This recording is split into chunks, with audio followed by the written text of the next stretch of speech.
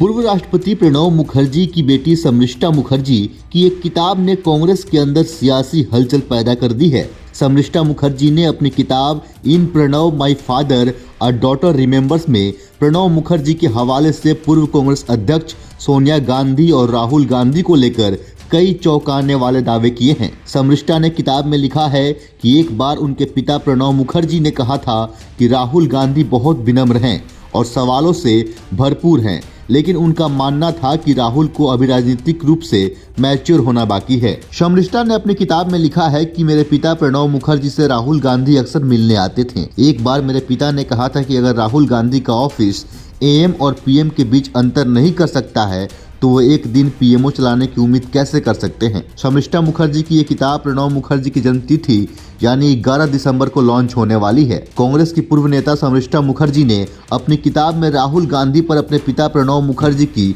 आलोचनात्मक टिप्पणी और गांधी परिवार के साथ उनके रिश्ते पर अनेक विचारों को शेयर किया है। किताब में एक जगह समृष्टा मुखर्जी लिखती हैं, एक सुबह मुगल गार्डन जो कि अब अमृत उद्यान के नाम से जाना जाता है में प्रणब मुखर्जी के रूटीन मॉर्निंग वॉक के दौरान राहुल गांधी उनसे मिलने आए। प्रणब मुखर्जी को मॉर्निंग वॉक और पूजा के दौरान कोई भी रुकावट पसंद नहीं था, फिर भी उन्होंने राहुल गांधी से मिलने का फैसला किया। बाद में पता चला कि असल में राहुल गांधी से मिलने का कार्यक्रम शाम को तय था, लेकिन राहुल गांधी के ऑफिस ने गलती से उन्हें बता दिया कि मीटिंग सुबह है। मुझे एडीसी में से एक ने इस घटना के बारे में बताया। जब मैंने पिता से पूछा तो उन्होंने व्यंग्यात्मक टिप्पणी की, अगर राहुल गांधी का ऑफिस एएम और पीएम के बीच फर्क नहीं समझ सकता है तो वो एक दिन पीएमओ चलाने की उम्मीद कैसे कर सकते हैं। इस किताब में प्रणब मुखर्जी की डायरी के पन्ने हैं जिनमें उन्होंने समकालीन भारतीय राजनीति पर अपने विचार लिखे थे।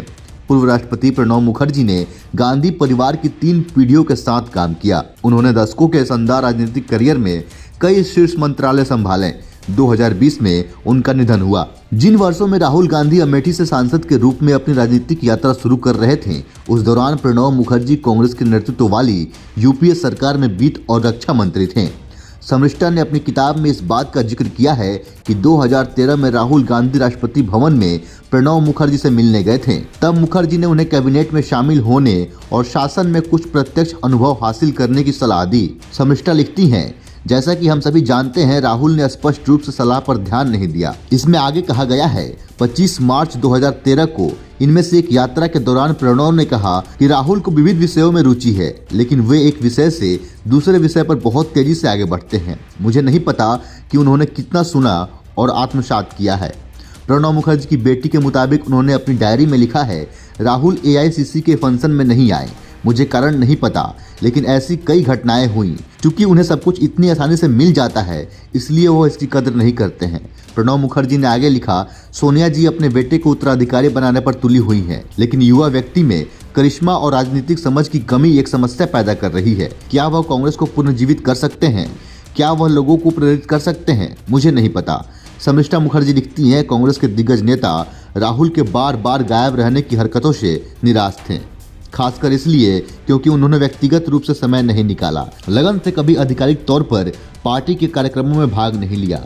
अपने पिता की आलोचना पर टिप्पणी करते हुए समृष्टा मुखर्जी यह भी लिखती हैं, हालांकि प्रणब मुखर्जी राहुल गांधी के आलोचक थे, ऐसा लगता था कि उन्होंने कांग्रेस को पुनर्जीवित करने की उनकी क्षमता पर विश्वास खो दिया है। लेकिन एक बात निर्विवाद है, अगर प्रणब आज जीवित होते तो उन्होंने निश्चित रूप से राहुल गांधी की सराहना की होती। भारत जोड़ो यात्रा के दौरान राहुल गांधी का समर्पण, दृढ़ता और पहुंच, इसकी तारीफ जरूर की होती। 4000 किलोमीटर से अधिक लंबी इस 145 दिवसीय यात्रा में राहुल गांधी को एक नए राहुल गांधी के तौर पर पेश किया है। बाकी इस पर आपकी क्या राय है? आप अपने हिस्से का राय हमें कमेंट के जरिए अवश्य बताइएगा। ये वो अंश था जो प्रणब मुखर्जी की बेटी समृष्टा मुखर्जी ने अपने किताब में लिखा है। आप अपने हिस्से का राय हमें अवश्य रखिएगा। फिलहाल के लिए इतना ही। बहुत बहुत धन्यवाद।